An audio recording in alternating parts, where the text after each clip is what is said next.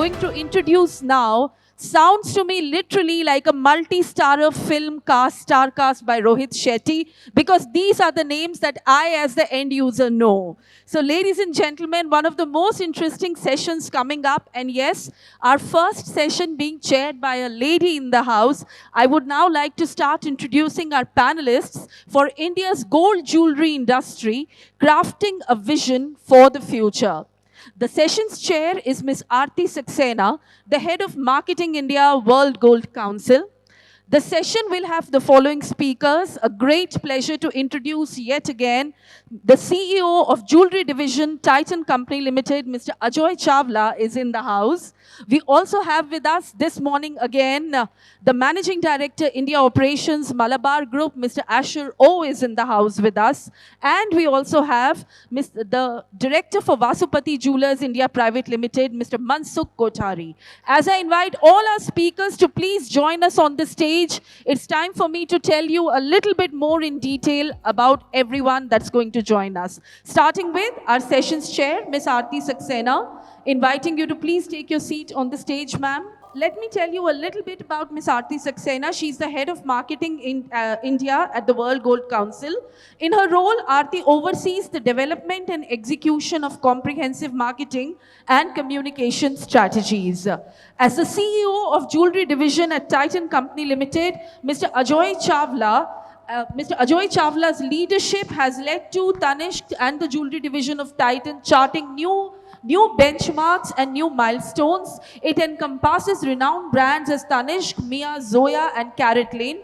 As you're all aware, Titan's jewelry business boasts a robust network of over 500 exclusive retail outlets across 220 plus towns, complemented by a strong digital presence. Ajoy also serves on the board of Carrot Lane Trading Private Limited, which is a Tanishq subsidiary. Introducing next a gentleman that we had the brief chance to hear last evening, Mr. Asher O is with us on the stage, the Managing Director of Indian Operations at Malabar Gold and Diamonds. As a key leader within world's largest jewelry chain, Mr. Asher O oversees and drives the success of Malabar's extensive operations across India. Last but not the least, Mr. Mansukh V. Kothari is the director of Vasupati Jewellers. Not only is he the director of Vasupati, I'd say a visionary who has revitalized ancient jewelry art forms, including Naksh, filigree, Kundan, Jadau, and temple work. He was honored as the most preferred manufacturing partner for World Gold Council's Azwa brand. His contributions to the industry extend to significant roles within the Gem and Jewelry Export Promotion Council, where he has served as a committee of administration member and convener for both IIJS and events. Ladies and gentlemen, as I leave this session in the hands of Ms. Arti Saxena, please remember to use Slido. Let's make the most of this amazing illustrious panel on the stage. Thank you so much for joining us. At the outset, I would like to thank Eventel Global, Srivatsava and his team to put together such a great session and with such esteemed, renowned industry leaders. Thank you so much for joining us. Just to set a quick context, our title session is Crafting a Vision for the Future for Indian Gold Jewelry Industry. In the last few years, we've seen a lot of reforms, a lot of initiatives. Hallmarking is mandatory. IRBX is launched, as we heard from Mr. Ashok Gautam. It's doing pretty well. We also have free trade agreements, and recently we had the duty cut from 15% to 6%. The stage is set for us, but today in our discussion, what we are not going to discuss is how other entities like the government or the regulators, what they can do to us, they can do for us to make this industry great. Today, what we're going to focus on, how as an industry, what we should focus on to make sure that in next 10 years or a longer vision, so that we all work together and make sure that it happens. We all know our Prime Minister Modi's 2047 vision of Viksit Bharat to make the country a developed nation. While the ambition, it's quite ambitious, but even for us, it's very important to put together something, a vision which is very ambitious so that we all work together to make it happen. With that, I would like to start with, I have put together some questions, so I would like to start with my questions. Ashwin, I would like to start with you. What do you think are the top industry trends and market dynamics which will impact the industry in next 10 years? Thank you for this opportunity to be one of the panelists in this conference. Now, if you ask anybody in the industry what is the biggest trend or biggest change that has happened, without any doubt, everybody would say it is a change in the import duty. So this budget, when Finance Minister announced about the reduction in the customs duty, it was like a celebration in the whole industry. Of course, the last few budgets, everybody was sitting in front of the TV, expecting whether there could be any duty cut or anything.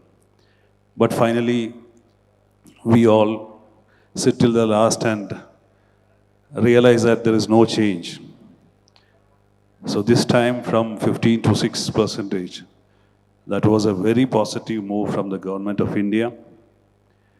And we have seen the impact immediately from the next day onwards. So far, that positivity is there. So the trends, one major thing what we have noticed is that government have started seeing positive about the industry. And in any country, it's only the industry will flourish or become better only when the government support is there.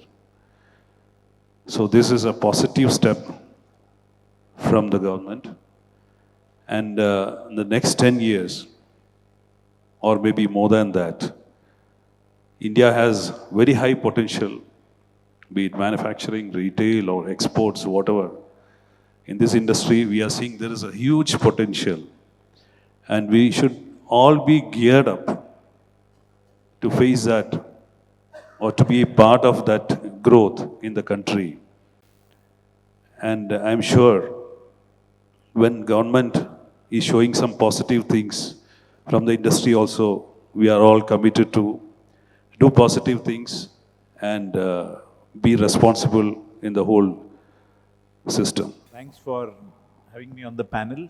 There are many veterans here, and I'm sure they have a lot more insights and understanding of the entire gold jewelry ecosystem. But coming to trends, I would pick 3 or 4 big things that we are seeing. One is the formalization of the jewelry industry, I think especially on the retail front. Many government interventions, as Asharbhai was mentioning, from demonetization to hallmarking to GST, custom duty. I wouldn't say reduction, I think it's correcting something which was taken up. We don't know why it was taken up. Anyway, for whatever it's worth, many of these moves have formalized or are pushing the industry towards formalization, including the PMLA, compliance standards that are being driven strongly. But at the same time, even while formalization is happening, there is enough and more, from what we understand, illegal imports which still come into the country, and that in turn results in discounting, and that results in volatility. What we keep hearing, there is a discount in the formal market, there is a premium in the informal, and vice versa, and depending on situation. So I think while we have formalization, we have also a continued presence. Hopefully it will come down as we speak, and that has a great bearing on the way the consumer is impacted. And that's why I'm mentioning this. The second piece that I would like to pick up and say is, with the rising price of gold, there's a lot of interest in gold jewelry, even amongst youngsters. There was a time, I remember, in our risk management, we used to talk about 7-8 years ago, that will youngsters and the younger generation be interested in the yellow metal? And I think today, there is no doubt. They are very much interested in the yellow metal, and they're interested in, perhaps because of the investment value, perhaps because it is so much in the news, But whatever it is, I think gold prices have played a role. And of course, that is related to industry forces macroeconomically. The third piece that I would pick up is there is a digitalization across different sectors of the industry, and that is also true in jewelry and gold jewelry. Maybe people may not buy entirely online. Maybe not too many people are still buying digi gold, maybe, but discovery online and then buying offline or vice versa. And there is enough and more traction. And as more younger generation, which is born digital generation, grows up and they have the spending power, this will only increase. The fourth trend that we are seeing is a lot of volatility in demand, and volatility in demand is perhaps a residual impact of post-COVID era, where the share of wallet is still stabilizing. But at the same time, there is volatility also induced by prices. When there are spikes in pricing, price going up, customer holds back, then the moment it becomes a new normal, then they are back in. So there is a lot of...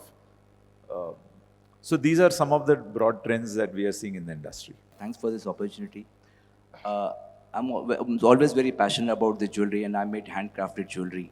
And since I started my career in the jewelry, I've always worked with the karigars. I think the major focus for the industry has to be the karigars, artisans, and the workers.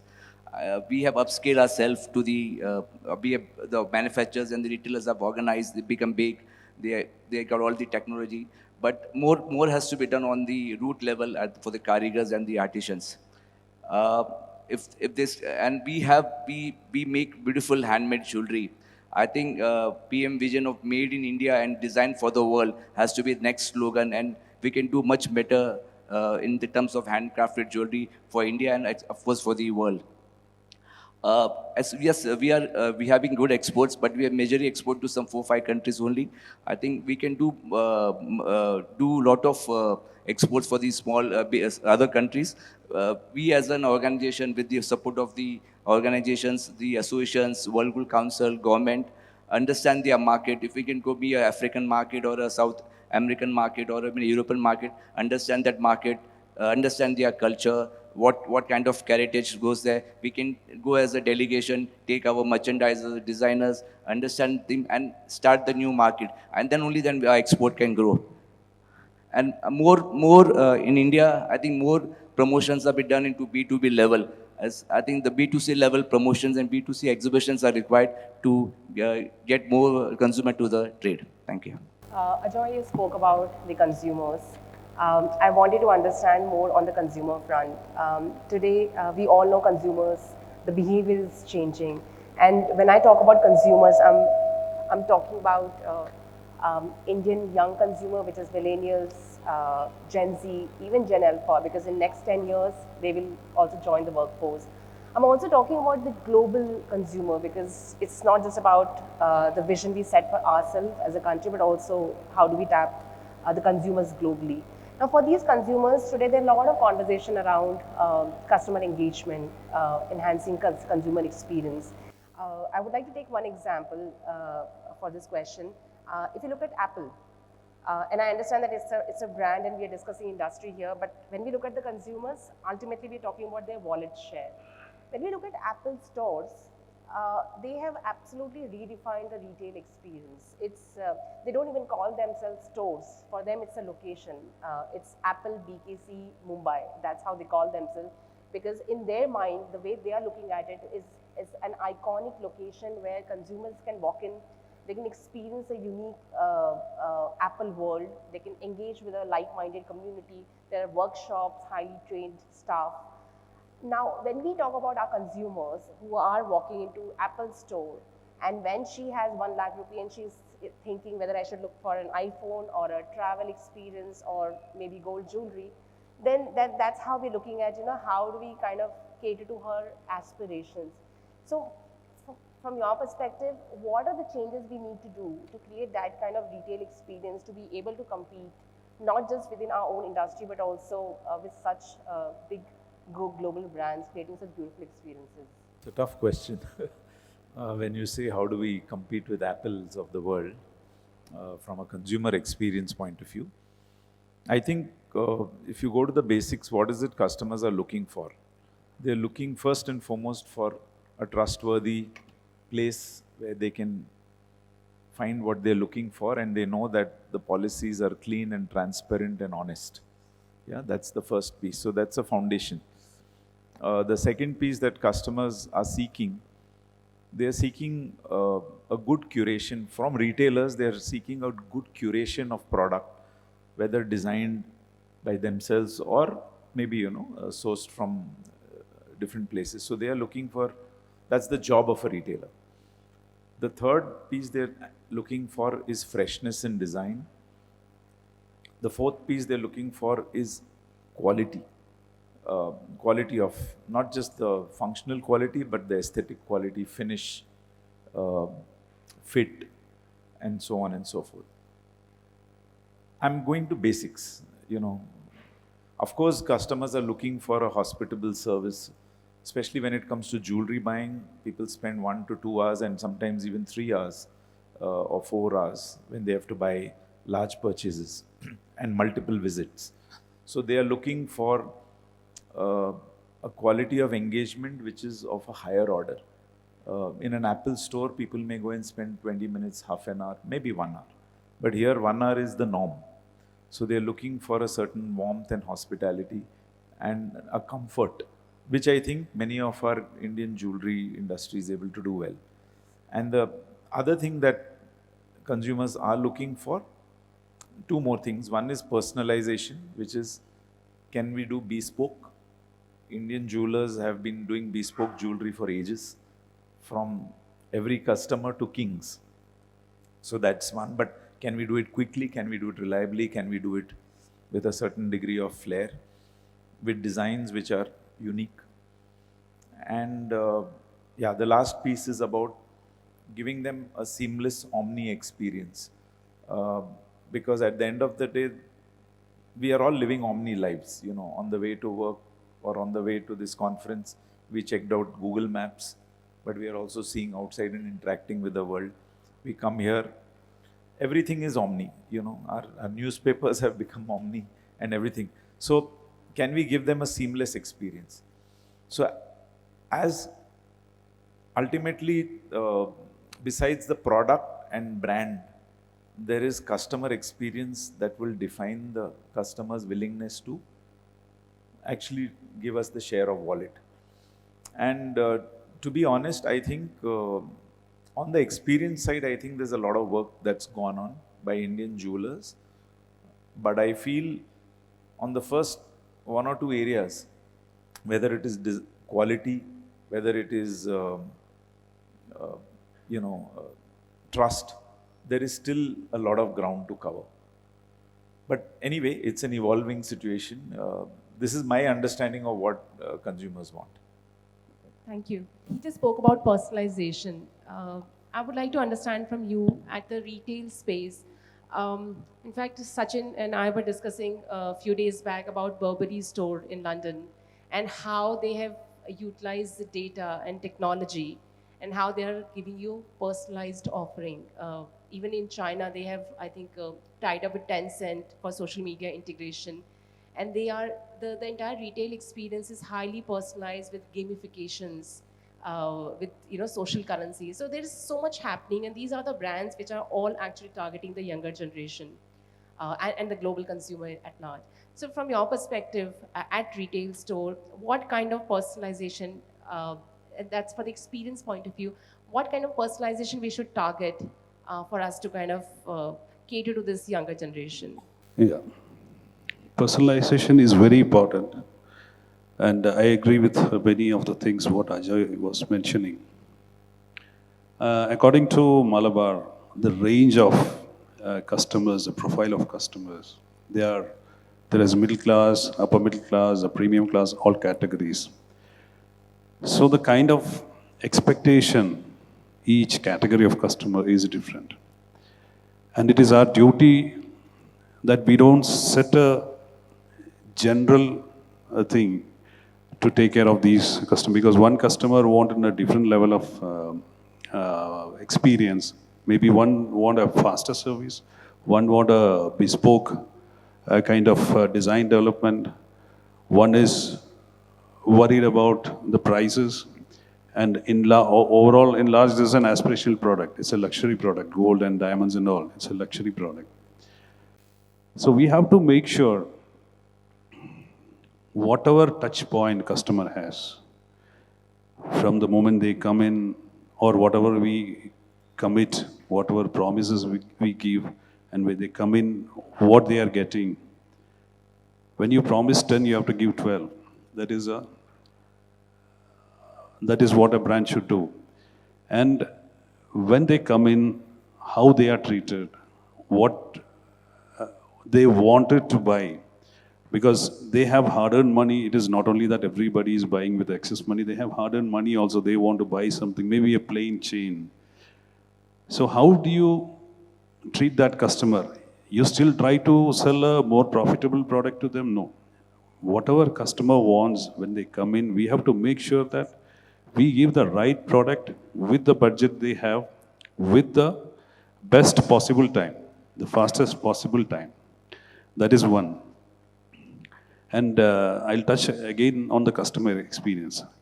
Customer experience is not limited with the sales process. If you were able to give a very good experience when the customer bought something, and when they are in need of money, or if they want to exchange that whole thing, and they came in, if we are giving a different treatment, that experience is gone there. So it is not only the sales, but after sales, it is a lifetime relationship we have to build. So we have to know our customer, who's this customer, what do they want, and we are using the technology not only to just be very sophisticated, but to understand the customer more and more, and to give them more and more personal experience. And you mentioned about the young generation. Now, be it a young generation, even a person like me also would like to be young always. The thinking, everybody have a young thinking in their mind. Everybody won't have some aspiration. Whatever you are today, you have thinking of next level. So the thinking, because of the globalization, access to the internet, people know everything. Even a very elder person coming and buying a very modern design jewelry, and they are talking about ESG and ethical sourcing, and especially the young generation give a lot of value for that. What is the source? Sustainability. What is the source of this one? And when I talk about the source, these days they are also asking, when a bride is getting married, the father is gifting the jewelry to the daughter with a lot of emotions attached to it. And they have a lot of beliefs, rituals, they do puja, all these things, and giving that product to them. Now the customer is seeing, like people like the brands like us also, we give a lot of value for those sentiments and make sure that the whole process or the whole chain of the process, from buying of the raw material to the last one, be it whether it is ethically sourced, whether the process what we are doing is right, legally perfect and sustainable. And when we do this business, whether it is taking care of the larger social, taking care of the larger social issues. So it is not just creating a beautiful jewelry and selling it, but a lot of bigger commitments in the total chain of the jewelry process is there. And I'm sure we are experiencing that. The customers are asking for that. I can see customer talking about an LBMA bullion, which was not, of course, we have played a decent role in educating the customers, but customers are asking whether this is LBMA, what is the source of it. So there is a big trend, and also the personalization is very much required. because now everybody have um lot of options are in the market. So what is best suiting for me? Everybody look at that. What is best suiting for me, for my budget, for my aspiration, whether they are able to provide. Like Ajoy mentioned, the total experience is very important, be it treating or the product, the design or the after sales service or other aspects behind the retail front. So there is a big change, big trends are there. That is what earlier also I was mentioning. When you are talking about the new budgets and all these things, duty cut and all these things, or the SEPA, all the many things government is coming, lot of shift from unorganized to organized business is happening. Now, unorganized to organized doesn't mean that it is shifting from one single jeweler to a corporate jeweler. No. The organized way of working, how do you do the things? Maybe a single jeweler also can do that. So there is a lot of shift happening, and the people would, the larger, especially the young generations, they would give a lot of importance for all this. So we are basically a handmade jewelry manufacturers. Since my son, he's a new graduate, he joined 4 years back, and then he was speaking about the technology, CAD, CAM, and artificial intelligence. And last two exhibition, we have incorporated a lot of technology to build up a new varieties of the designs, and it's working well and appreciated by the retailers. I think the technology will play a bigger role, because I think to have a mass-produced item, you need to have a better infrastructure and technology to cater to the world. And more of technology will add a lot of varieties and designs and can give a new trends of jewelry. Thank you. From technology perspective, I'll come back to you, Ajoy.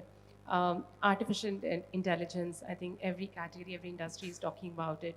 85% of the job that exists today will change its form. It won't exist and it will change its forms. From our perspective, how do we make use of AI, VR, any of these technology to create a differentiated consumer experience? So before you go to AI has become like one buzzword. Every media, every conference wants to talk about AI. I think, I'll pick up from where Mansukh bhai left on technology. There's a lot of work in technology of manufacturing that can go into jewelry making, even for handcrafted. Finally, what is the karigar doing? He's making hollow balls. He's making O-rings. He's drawing out wire, and he's still doing the basics. Okay, and his time is being spent on doing all these things. We need to think of technology where these things are all taken care by manufacturing, which is happening in certain categories and certain clusters in our country. And then the true value addition in terms of the handcrafting and the finish is really defined by the karigar. So there is one level of technology and the way in which gold jewelry manufacturing can alter itself. That has not changed since decades. Okay, so there's a large opportunity sitting there. The second area where I think technology has to play a role is not so much in AI. If you ask, Ashar bhai talked about customers wanting responsibly sourced gold. We may be buying LBMA gold. Where is LBMA shown on the jewelry? Where is the gold come from? Has it come from unofficial sources? Has it come from locker gold? Has it come from LBMA gold? Which refinery it's come from? Where is the blockchain technology today? And taking it all the way up to the jewelry level. So actually that's a much larger piece. If as a customer I want to buy green gold or sustainable gold, can I be sure that this has come from the right mine? Third area where I feel technology can play a big role. Sure, AI can be used in design creation. AI is being used in terms of customer service. AI is being used in terms of content creation. That's all okay.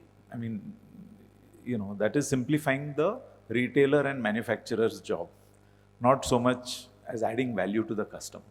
From a customer's point of view, if you think of it, how technology can transform the way the product looks, the way the product is sold or let's say selected by the customer, the kind of bespoke.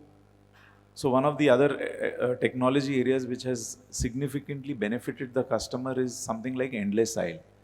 When we see, we have got 470 Tanishq stores across the country, 40,000 SKUs. It's not possible to have everything in one place. But using endless aisle, today a Bengali bride-to-be can be seeking the best Bengali products which are sitting in Kolkata, have a video chat with the store in Kolkata, like the product, order it and buy it from Bombay. Now that is what technology can do, which will benefit the customer. So rather than AI, I would look at what all technology can do to change the way in which jewelry can be bought, sourced, designed. Tomorrow it should be possible that I want a Turkish design and I know of a partner who makes beautiful Turkish design. Can I customize that product for a customer sitting in Bangalore? And it all comes to her within a week. Maybe, printed with 3D printing. All you need is to understand where is the design sitting, where is the technology sitting. If tomorrow a bride wants, or not forget bride, anybody wants a particular product which is not available with us, but it is available in some part of the value chain because we know it's going to come after 2 months. It's under design, or it's going to come after a month. Can I place an advance order on that and that gets shipped to the customer before it gets launched in the market? So consumer experience transforming technologies is something that we have to apply our imagination on. Sorry, I have not answered your AI question, but I thought technology is a very exciting place. Thank you so much. I actually meant technology at the whole. Just thank you so much for actually giving a bigger answer than just the AI side of it. The next question to you, Asher, it is my favorite one. It's on the branding and marketing. Now, India has all the right ingredients. We have the talent, we have the culture, our heritage, and we have the craftsmanship. When we look at something like French wines, when we look at Swiss watches, Italian fashion, I mean, these are something which is everyone knows about this in the world. But when it comes to our category, we haven't promoted or branded it in a way that the world could look at this particular category and India, which provides something unique. I wanted to understand from you, from branding and marketing perspective, what should our brands stand for? How should we promote ourselves globally? See, a brand, it is a promise. And commitment to those promises, what is given. Every brand has its position. A customer has something in mind about that brand. Like that, as you rightly touched upon the Indian jewelry, whatever promises the Indian jewelry segment can offer to the world. One thing we already have is art and design, the craftsmanship, what is there. That is still well accepted because we are present in 14 countries. So the Indian jewelry is liked by not only by Indians but other nationalities also. That is in the designs and the detailing of it. But if you ask, globally, we are considered as the best country for the jewelry. There are many concerns other international buyers have. As I mentioned, it is not only the front-end thing, what is happening, not only the design. What all processes we are doing, what all things we consider when you make a product, when you export it or selling in the country itself. Before you talk about global, we should not have, like in the older days, some people used to say, if you go to some, not only jewelry or anything, this is export quality. This is what domestic, this is export quality. It means, okay, people feel that, okay, it's export quality, this is the best one. It should not be like that. A quality from the brand or the country, be it in the country or be it outside, it should have that good position. To have that, you need to be very careful in the total process, the ethical standards or the practices, fair practices you do.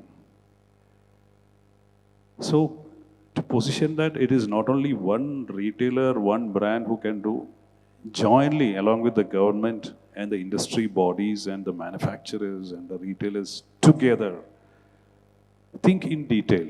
How can we make India as in the top position for any jewelry?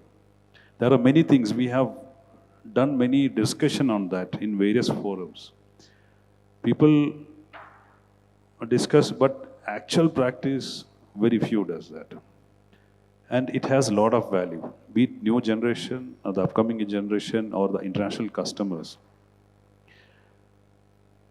The manufacturing units, if you go and see from where the products have been made, the conditions of the karigars, what is the aesthetic part of the product, very beautiful, but when you go and see the real manufacturing, we feel emotional to see the kind of threat they have in the safety of their health and all these things. For that, of course, we are trying our best. Ajoy also would agree, because we are trying our best to make sure from manufacturing till the last and everything is taken care. The emotions, the health, and other aspects are being taken care. Legal compliance. So compliance is very important. Compliance means it doesn't mean only the legal part. Compliance means every aspect, whatever. So the India as a brand, in case of jewelry, still there is much more to grow. The way we present it in the other countries, what we do internally, and be it other systems and processes we do, lot more to do. We have in 2007, 2006, 2007, like when a company was discussing about many international brands coming to India. I'm not talking about the jewelry, other brands like being watches coming in, some dress brands and other electronic brands coming into India. So we thought, chairman and all the leadership, we have thought, we should take one Indian brand to the world. And when you take it, it should be like of international standard. We should be able to compete with other international players. That is how we started the first store in Dubai in 2008. And when we were doing that, we started researching a lot of other things, what international brands are doing. So whatever the commitment, whatever the customer expect from that brand, that is being fulfilled. Be it Tiffany or Cartier, or they expect something when they have, when they have more money, they have happy situation, celebration. They are, celebrating by buying something for themselves also, a good brand. It may not be the investment only, it's a good brand, but that gives a good feel for them. It is not only the design. I own this brand. So that position, the Indian jewelry should take worldwide. And we have we have started some internal decision based on in line with Prime Minister's Make in India. We have something that we are closely working and aggressively working is Make in India and market to the world. So we are learning every day how we can take not only our brand, but the brand India to the world to have a better position. Thank you. Mansukh, to you, this is about the future workforce and skill development. I want to understand from you, and I think we've discussed this in the past also. There are two aspects of it. There is a retention of the artisans, the workforce that exists, and there is a how do we attract newer talent. So for you, I would like to understand from you, what should we do to retain the artisan, because what I understand is there are a lot of art form in manufacturing is dying today. The next generation in artisans in that community, they are joining other industry because they're not finding our industry lucrative enough. How should we retain this talent to make sure that our future is secured when it comes to designing? I think it's industry's responsibility to take care of the roots, the karigars, artisans, what I spoken in my opening remarks. And lot has to be done in this. Some organized players are taking this initiative and doing that, but there's still a long way. Uh, Arti, I'll tell you, the next generation, I'm into handmade jewelry, and I'm seeing there's to, the boys to finish his 10th standard and then come to Mumbai, work as a helper to the main karigar, learn the art of making jewelry, and then become a proper artisan or karigar. But now, I think hardly some people, the next gens are coming to the industry, and especially the karigar community. Uh, I think more institute, more better working conditions, better infrastructures for the manufacturing with the support of all the bodies can revive the old art. We have every state has a different art of making jewelry. If you travel to any state, there's a different art of making jewelry. And I think if we cannot not able to revive this, I think in some way we lost this art. I think government is giving the support of that lot of schemes like Vishkarma and all that things, and that has to be as an industry body, that has to be passed on to the karigars, the medical reforms and the other conditions. You know, I want to add, there's a fundamental problem in our industry. आप जो बोले, you know, sorry, some of you don't follow. The karigar is the heart of the matter, the craftsman, the artisan. Now, if you don't celebrate the artisan and the craftsman, and if there is no dignity of work, and if there is no aspiration to become an artisan, why will I aspire to be an artisan when it is easier and cheaper, or maybe more lucrative to become a driver, or it is becoming more lucrative to become a... And this is not just in jewelry, it's also in weaving, it's also in other forms of crafts and arts. So in India, arts and crafts, the craftsmen are the most exploited. Why are they the most exploited? In jewelry industry, and this is a hypothesis which I have developed over time, essentially the customer for a luxury category, you said it's a luxury category, but this is a luxury category where the customer knows the bill of material of the product. Which luxury industry in the world actually the customer is paying for material separate, labor separate, wastage separate, setting charges, pata nahi, or what else we can keep adding to it. They pay for the brand, design, and the end experience they get. But in India, I'm sorry to say it's not a luxury industry. It is simply a commodity industry. Now, why is it a commodity industry? Essentially, it is because you can offer that commodity at the lowest price through official or unofficial means of gold coming into the country. Since it's a gold conference and we are talking about becoming Viksit Bharat and we want to export to the world, fundamentally if we don't clean up our act on unofficial gold, because of unofficial gold you have discounting. Because of discounting and making charge and everything, we are operating as a commodity. Because you're operating as a commodity and you want to give the good retail experience, if you want to be clean and compliant, you need to have certain costs. If you want to celebrate the karigar, you have to pay the karigar. First and foremost, if you don't pay the karigar adequately, why will that person be celebrated at all? So this whole process, we are stuck in a commoditized business because we see gold as a commodity. We see gold as something which only the gold has the value. Nobody is willing to pay for value addition. And even when the customer is willing to pay for value addition, the industry is discounting left, right, and center.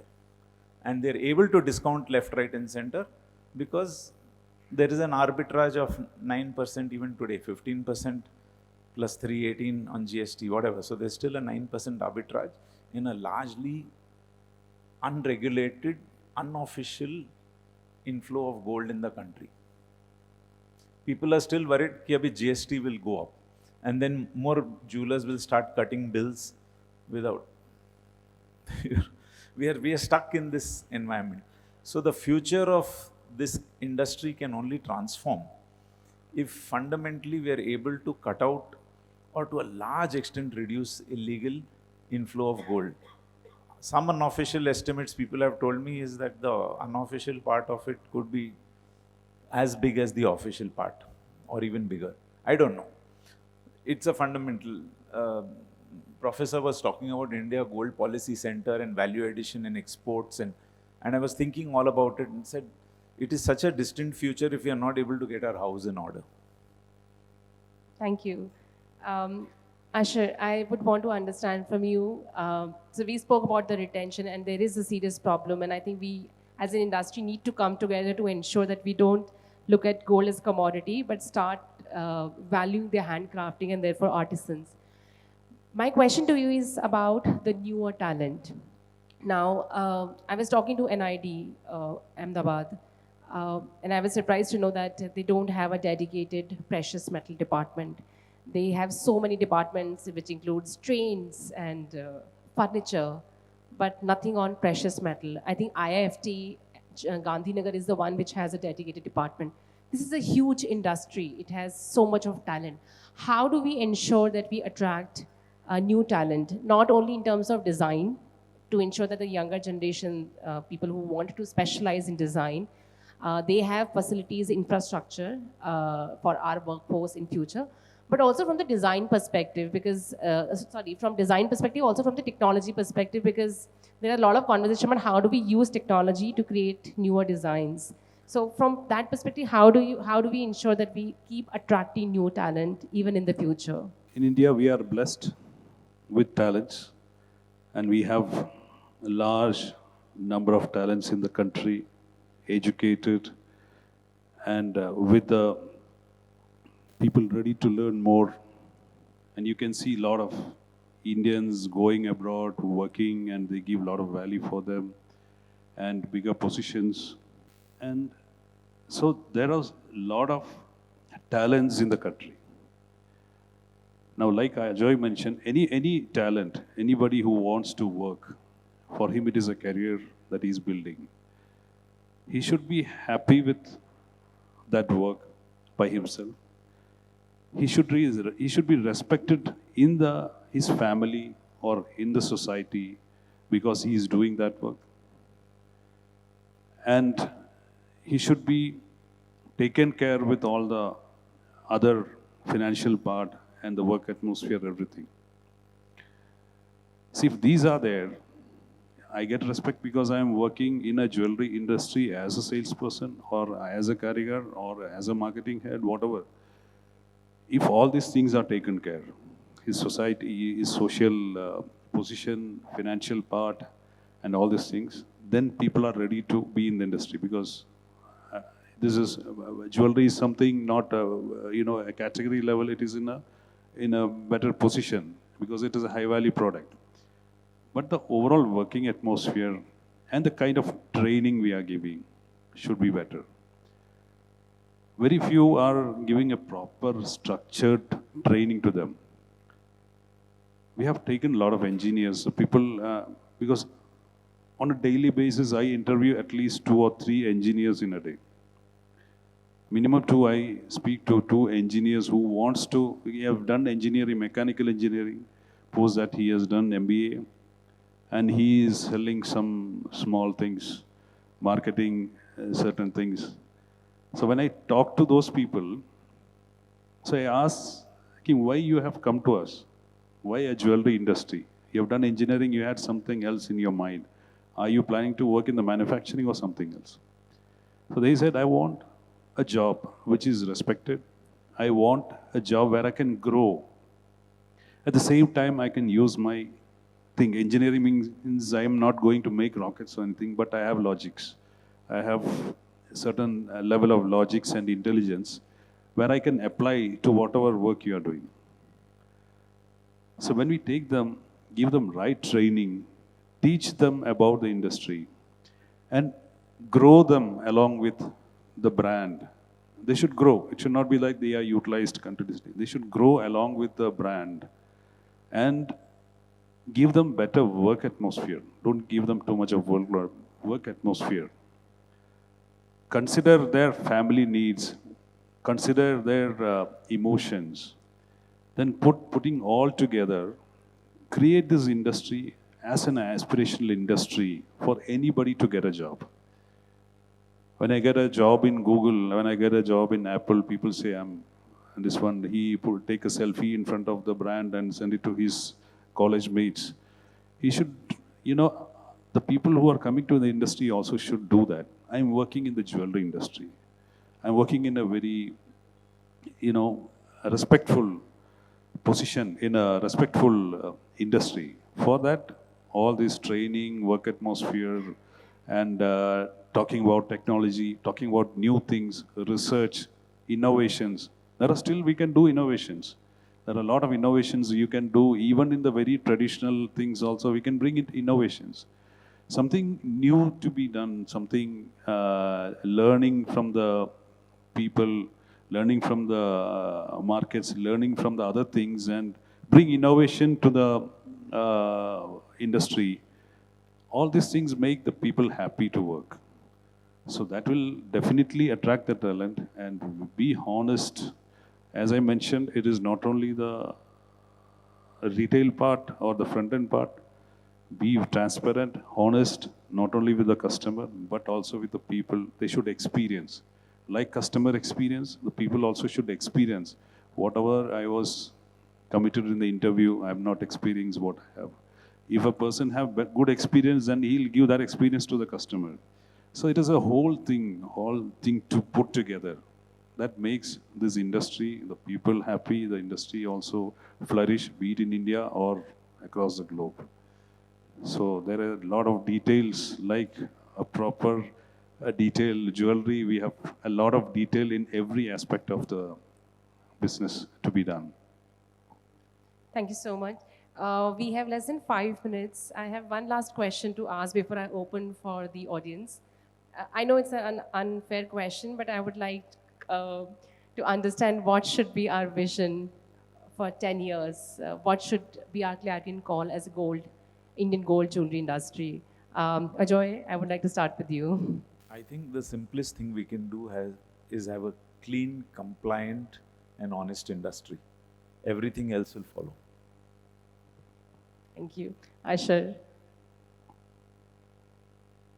This is a very old industry, over 5,000 years. Maybe 2,000 years back also somebody would have asked what will happen in the next 10 years, 20 years. Still it is good, and future also is good. A lot of good things happening. So we can all be positive about the industry, and it is growing, but we have to play our role. Thank you so much. Mansukh. I'll agree with both the gentlemen, and I'll add one more thing. I'm again telling that made in India and designed for the world, and that will have a bigger market for the jewelry. Well said. Thank you, sir. There is a learning from two allied industries in our own jewelry category, the diamond industry and the silver jewelry manufacturing, where we have shown that we can truly be suppliers to the world to the highest quality and the most competitive. So there is a ready-made vision available for us. Thank you so much. I would like to open it for the audience if you have any questions. 22 rates vary from state to state. Do you see a one country, one price coming? In your opinion, what should be done to move towards this? I took the mic before she said. Because in our company, with a lot of struggle and with a lot of debates and discussion, 2 years back, we started a campaign and the pricing policy as one India, one gold rate. Across the country, last 2 years, we are following one gold rate because because the international gold price, everybody is accessible. And for the country, it is only one customs duty. And earlier it was VAT different for different states, but After GST came, it is across the country 3% GST. So we thought we are getting into online, omni-channel. People are seeing the brand online, checking the rates on the online. They go to one store, and or somebody traveling from a smaller town to a bigger city. When they go there, the same brand is offering different gold rates. So we thought it is good to have one standard gold rate across the country, whatever the calculation it is, but across the whole country to have that. A lot of, from the industry also, everybody was asking why you're doing this. Different state, different turnover, stock turn, different, volumes are different, expenses are different. But we have sticked on to it. Last 2 years, it is running successfully. And the kind of confidence customers have gained with that campaign or the pricing policy is something beyond what we have expected. So, because we have to give confidence, because this metal is purchased with a lot of confidence. The gold price is increasing. I'm putting in a right investment. I'm buying right thing. So that confidence should not be diluted. So One India, One Gold rate worked very well for us. But now we are discussing in various forums, GJC and other associations are working closely on it, trying their hard to take it to the larger part of the industry. Big task, but we have experienced it and it is going to work. Ajoy and also, we were also in that forum discussing, all trying to bring it. So it's a very positive thing. It will create a lot of confidence in the consumers. Thank you. The next question is, what long-term changes are you making or planning to make to prepare for the scenario when 72% of India will be millennial or younger, as mentioned yesterday? Long-term changes. I think we've been discussing this in the course as to how a younger generation will want to see gold and jewelry, including the digital influence that is there, or sustainable way of working in this industry, or giving them design innovation which is truly make for the world, not just, So I think we've covered some of those pieces. And I think there's greater interest on what is the situation with gold, jewelry with the prices going up. I think, and whether lower caratage, I think that I'm not sure if people are that excited by lower caratage. People still are interested in 22 and maybe 18 carat, yes, 14 to a smaller extent. So it is still, people still want the real thing, is my reading at least. Second thing is, I think price of gold only creates a temporary holdback. The moment they see this is the new normal, people come back. In fact, it is a rare situation where gold price is going up and people's interest in gold is continuing to go up because it's an investment value. The e-commerce, with booming e-commerce, how does your brand deal with unscrupulous elements trying to return fake gold?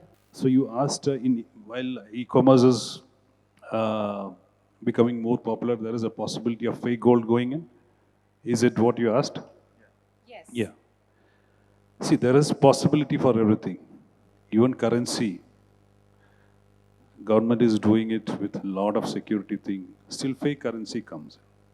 So it is very important what all measures you are taking from your side. And there are, anything fake can come in, but we have to educate the customers. We have to bring in our, improve the processes and, the quality standards and quality checkings we are doing.